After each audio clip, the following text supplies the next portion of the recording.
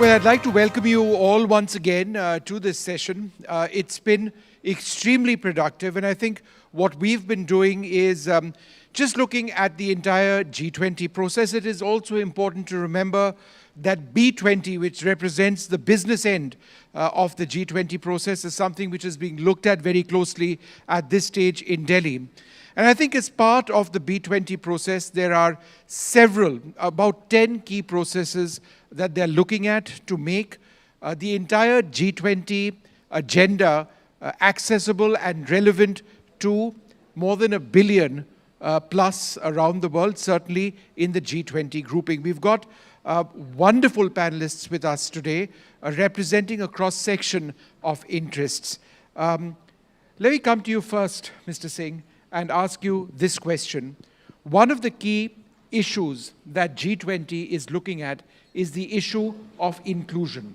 It's key, of course, to India's economic growth, but it is also a G20 agenda. How? Well, in multiple ways. First and foremost, that the digital story, which was rolled out in India with great alacrity, great success, is altering the architecture of governance. And the example of this altered architecture, of the empowerment which it has done in terms of gender empowerment, in terms of access to public services, in terms of the way in which the architecture of governance had hitherto been organized, being altered in fundamental, unrecognizable ways. That's one important takeaway from this G20. And I was in a session just now on exactly this very issue, which you have asked, and I'm sure that my colleague here, Veera, would like to add her own voice along with Borje on this very important question which you have raised. In fact, let me go across to Mr. Render first about digitalization. And you know, we've discussed this earlier, you and I, but I think it's worth repeating. India's digitalization model, can it be replicated elsewhere, and if so, how? First part of the question, yes, and second part of the question, hopefully. I think part of the reason why India now 3 years in a row has the fastest economic growth of any of the large economies is based on the digital ID where you started. 1.4 billion people have their digital ID. And if you look at India, the digitalization rate, people that have access to a cell digitally connected is just amazing. And if you look overall globally, it is close to 4 billion people that are not digitally connected with affordable prices. So this is a huge comparative advantage for India now moving forward. I just saw the other day on TV a grandmother, I think it was the state of Assam, sitting there with her cell and wiring money to the grandchildren on her own cell. Where else is that happening? And if India is 1.4 billion people digitally connected, and there are 4 billion people not digitally connected, you can just think of 7 billion people, you have a huge, huge advantage. That's why we urgently have to connect the 3.5 to 4 billion people that are not connected. That's a prerequisite for economic growth, it's a prerequisite for meeting the SDGs, and it's a prerequisite for poverty eradication. And ma'am, it's also about, ultimately it's all about inclusion. We're talking about digitalization without necessarily having referred to what the end game is, and that is inclusion. It's inclusion of women, of men, of children. It's about ensuring basic fundamental rights. Therefore, when we talk about digitalization, what is it about digitalization that appeals most to you in the context of development? No, thank you very much. I think 3 things. The first one is, as you said, inclusion. And Borge talked about the 3.5 billion people that are not included, most of them in the developing world. And so the question for me for financial inclusion is a macro and a micro issue. The first one is when you're not, if you're not financially inclusive, for those who are out of it, not having access to financial tools is a terrible thing.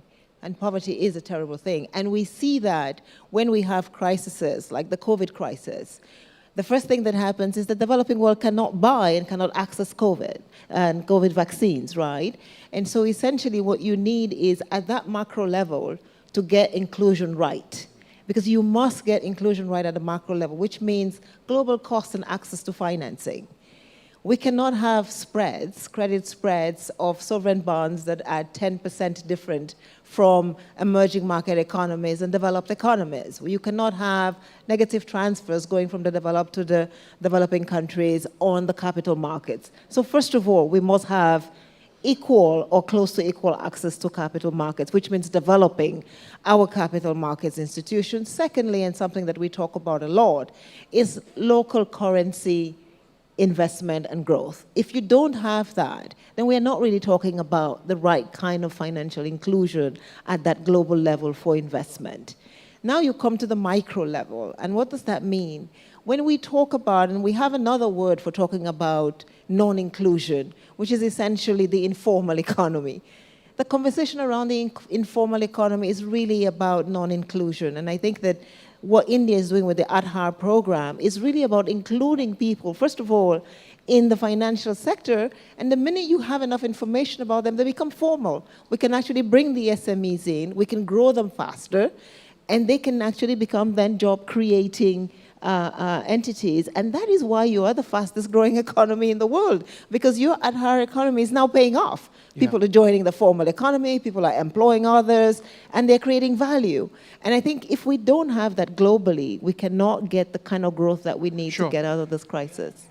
Yeah, and so just, and go ahead, but I wanted to ask you, just using two of the words that were referred to, inclusion and equal opportunity, two terms, one of the areas where India really prides itself and has a role is in medicine. We are called the pharmacy of the world. And the fact that during COVID, we worked towards the inclusion of people around the world with our vaccines, it's something which can be replicated in the future as well. Is that an area, pharma and medicine, where you see India potentially having a lasting imprint within the G20 and outside? Mr. Singh. Well, let me first add something to what Veera said, with which I fully agree. And thank you, Boshe, for pointing out the huge implications this has for empowering a lot of people who are outside this digital framework. Let me say that from the macroeconomic perspective point of view, something, Veera, which you touched per se, digital access is also a growth disruptor. People are concerned with the enigma that given a lot of other disabilities, how is it that India is now the fastest growing economy of the world? This is because economic models do not work when you introduce a disrupting factor. That disrupting factor is technology with a medium of digital access.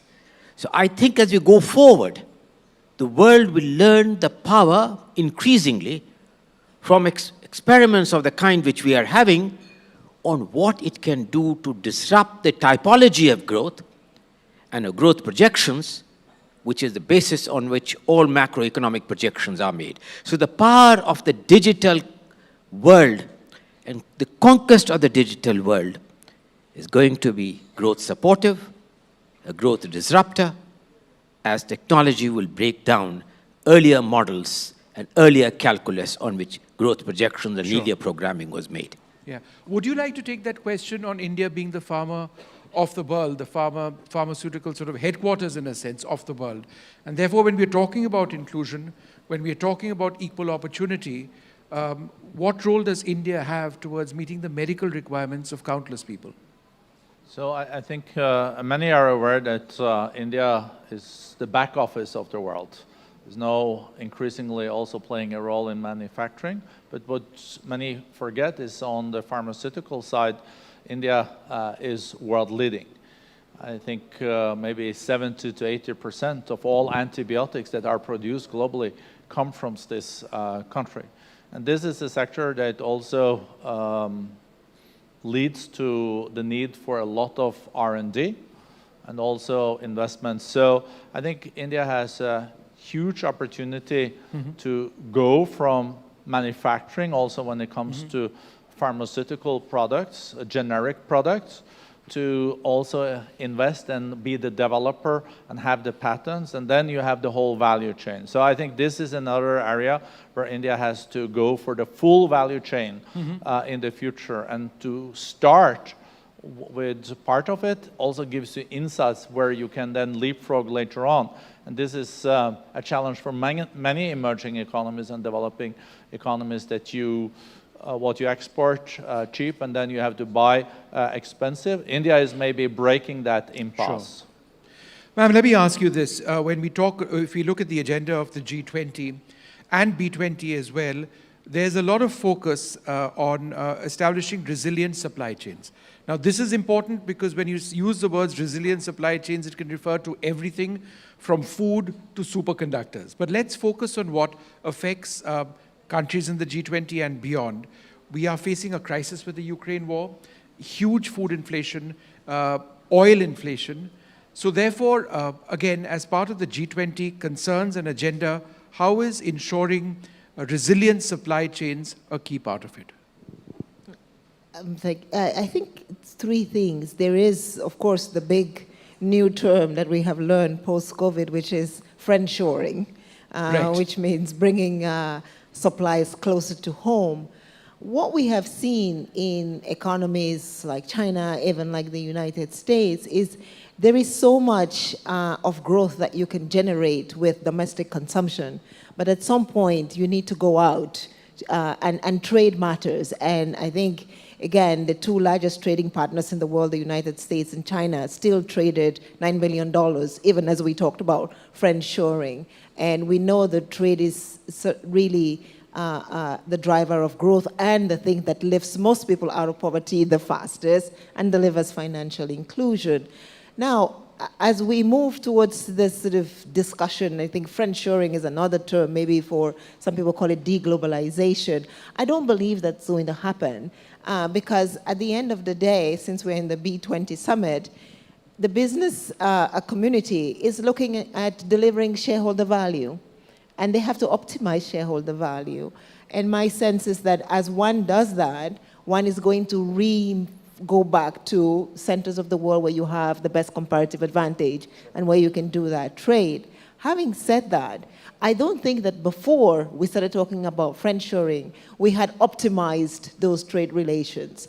And so we can do much, much better. And that's a little bit what Brenda was talking about in terms of, yes, India used to export pharmaceutical products, but had you done it the best? I look at Africa, for example. When you look at a country like Kenya, Kenya produces antibiotics. But we haven't worked together to optimize the chain. I think we import, and what we found out in COVID is we import about 60% of the inputs for the production of antibiotics from India. But that supply chain was not optimized. And we can do that better. We can do that better by defining your private sector and our private sector. Same thing with Egypt, right? In Egypt, when the COVID crisis hit, Egypt is one of the largest producers of pharmaceutical products on the continent. But they overproduce for the continent and under-export. Yep. And so we can, again, optimize those markets with yourselves and ourselves. And my sense is that once we sort of revisit our supply chain conversation, we hopefully will find better optimization of some of those processes and products to be able to make sure that, because every product that we produce, I think we learned that the COVID vaccine has 140 inputs produced globally. And each one of those has a center where you can do it the best, the fastest, and the cheapest. And that's part of financial inclusion, is getting access to something at its cheapest cost. So my sense is we will work better on that. As a large country like yourselves, you can first optimize that just in India. Sure. And that's what's going to power your growth even better. Mr. Brenda, over the last several years, the World Economic Forum has obviously changed your agenda, your outlook to reflect newer concerns and newer realities. One of the realities, of course, is climate change and sustainable growth. Do you find the WEF's agenda in that regard very aligned, in a sense, to what we are seeing at G20? Very much so. I think we're on a daily basis seeing that this climate crisis is not something that our children or grandchildren will be faced with. That's what we used to say. We're doing it to secure their future. I think climate change is happening here and now, and we're paying a price. We see it, for example, affecting agriculture production many places. The reality is that the cost of inaction now clearly exceeds the cost of action. But we are not seeing enough action, but I think India's G20 presidency underlines also the need of a faster decarbonization. And I think we need to change the perspective. It is cheaper to deal with it than just to postpone this change that is necessary. And also comes a lot of business opportunities with the decarbonization. But we are also reminded that it is tough, because it's like a squaring the circle, in the sense that there is a lot of people even lacking access to basic electricity. We've seen also energy security issue in Europe. So how to make sure that you go towards a decarbonization, but at the same time you're able to deal with the energy challenges and access challenges. Because without access to energy, there will be no real development. Yeah. And here, I think we need to be realistic with building bridges. There are, of course, better with natural gas than with coal. There's also better with fossil fuel if it's captured and stored.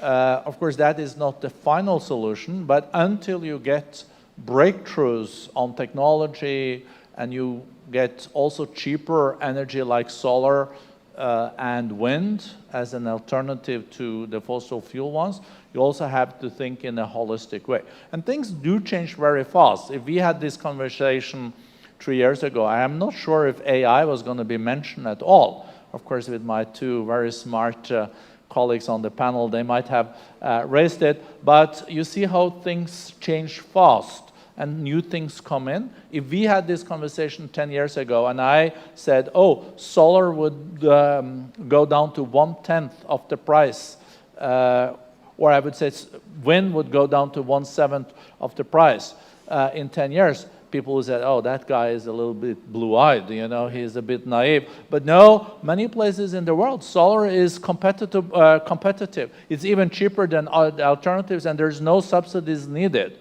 And there is like the new era, and I'm not going to be that long, but that also NK mentioned. The new technologies are also changing the way we have to think around economics. I was thinking when the Americans launched this new supply side economics with having a big stimulus in the middle of a situation where they tried to raise the interest rate, that this was going to be very, very challenging.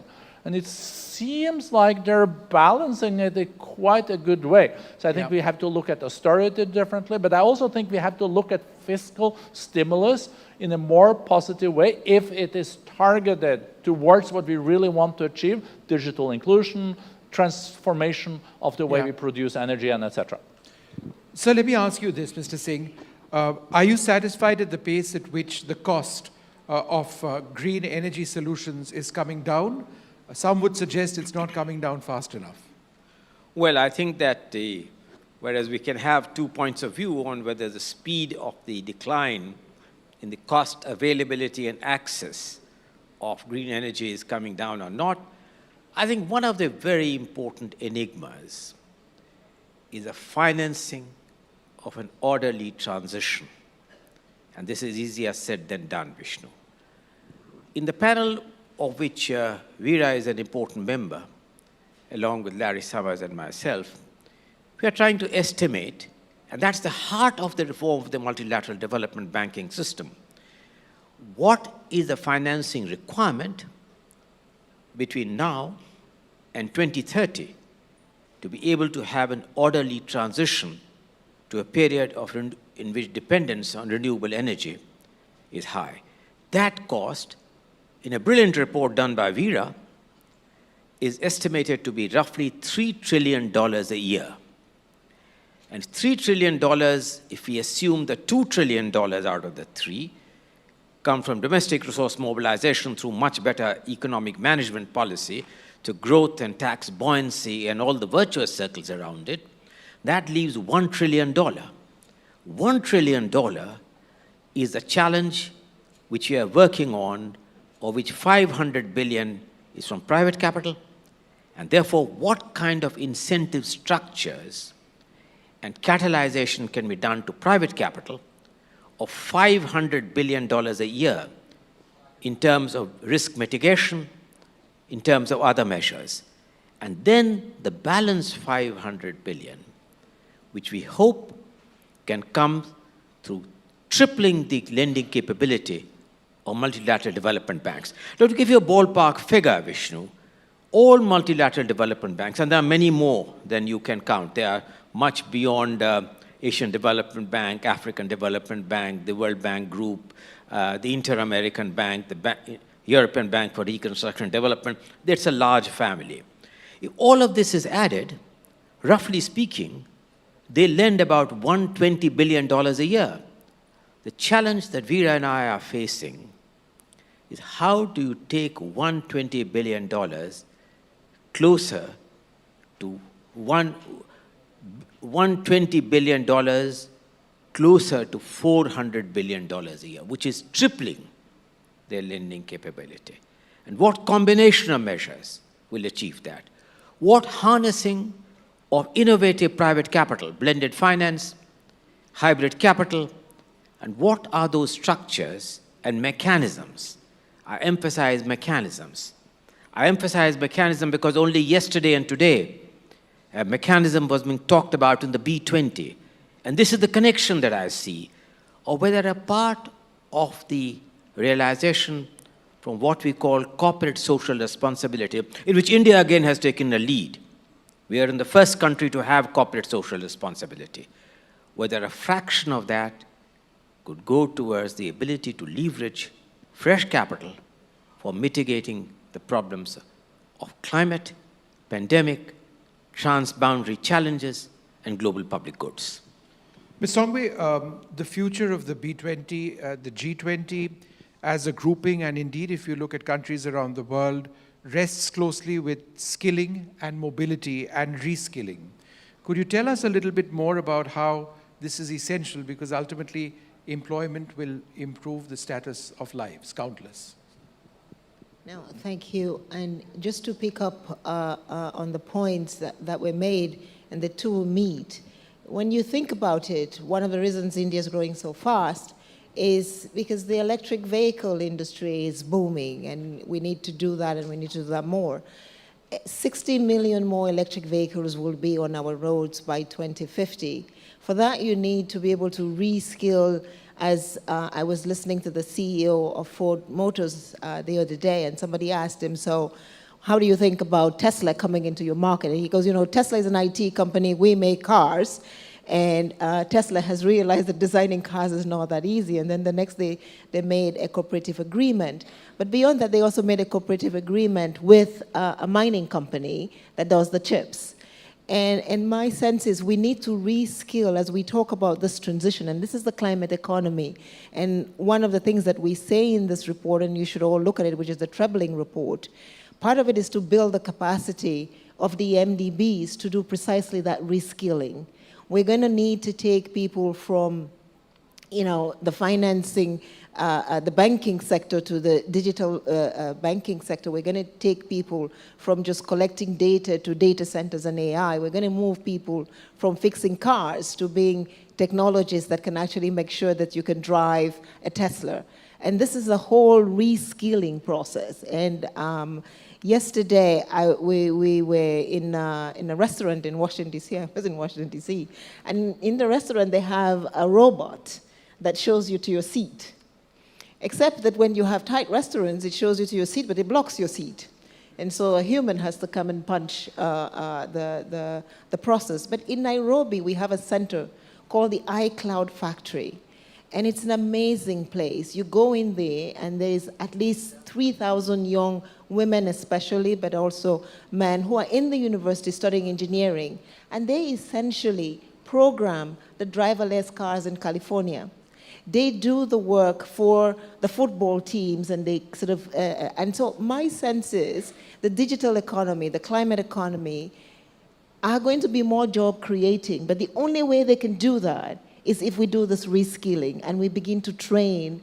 It's not going to be a job destroyer. It's going to destroy some of the basic hand jobs that we do, but it's going to create a lot more jobs.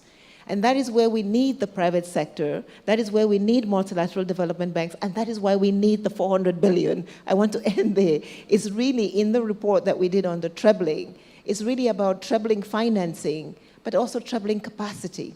We must do the capacity bit. And the reason India is doing so well is you have done the capacity bit as well. If you had only done the IT bit, you would have gone no way. But measuring and bringing the IT bit, the capacity bit, and finally the regulatory bit together is what delivers value and growth. You know, we were talking about job creation. I know that the World Economic Forum deals a lot with artificial intelligence, AI, and its future and its potential economic impact. Are you someone who believes that that might result in a loss of jobs? I totally agree with what Overa said. If you can upskill, right skill people, there's huge opportunities also coming out of the fourth industrial revolution, including with artificial intelligence. So you also have to, you know, Churchill once said that the farther backward you can look, the farther forward you're likely to see. And if you go through, start with the Industrial Revolution and go until today, all the different parts of the Industrial Revolution has led to that some jobs will then be, you will have to change, and some jobs are lost, but all the phases have created new opportunities where you can produce higher up in the value chain, and when you can produce and increase productivity, that's also increasing prosperity. I don't think there is any reason why this new phase of the industrial development will lead to less jobs. I think it will lead to more jobs and more interesting jobs, higher up in the value chain, higher prosperity, and increased and productivity. So, but of course, there are some prerequisites for success there, and I'm worried that this winner takes it all that we have seen also when it comes to technology. We've seen it on the companies, and all this can continue. And here, I think we need to invest in developing countries also to give them the same opportunities, because there's then a lot of positive dividend when it comes to demography in these countries. And the young people are the ones that are really, really smart, and that we have to give opportunities in this new area. So of course, some of the old jobs will not be there in the future, but I think there will come better jobs. But, you know, you have no, when there are so fundamental changes, you have no guarantee, even if you're doing well today, that you will do well tomorrow. If you look at, for example, the 10 companies that have the highest value today, market value, 20 years ago, 4 or 5 of them did not exist. Right. So in 20 years, I'm pretty sure there will be new companies there that maybe are startups or unicorns today. And 1/3, and India is number 3 in the world when it comes to these startups, so huge opportunities in these countries. And it's the same with countries. Like if you look at Argentina in 1945, it was maybe the 2nd richest country in the world. They took the Peronistas 10 years, and then it was a lower middle income country. So look at the new technologies, embrace them, educate your people. If you have a good governance, you can also thrive and prosper. Mr. Singh, one final question to you as we wrap this up. Mr. Boga referred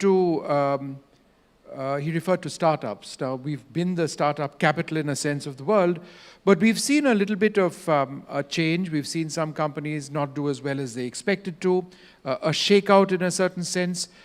Are you still optimistic about India continuing to be a major startup hub in the world? Of course, I still continue to see India to be not only the prime mover, a catalytic, but an important destination for startups. I did say in the earlier part of this interview that technology is an enabler, but also a disruptor. I think that we are undergoing a period of that readjustment of startups with newer technologies in the horizon, with newer challenges in the horizon.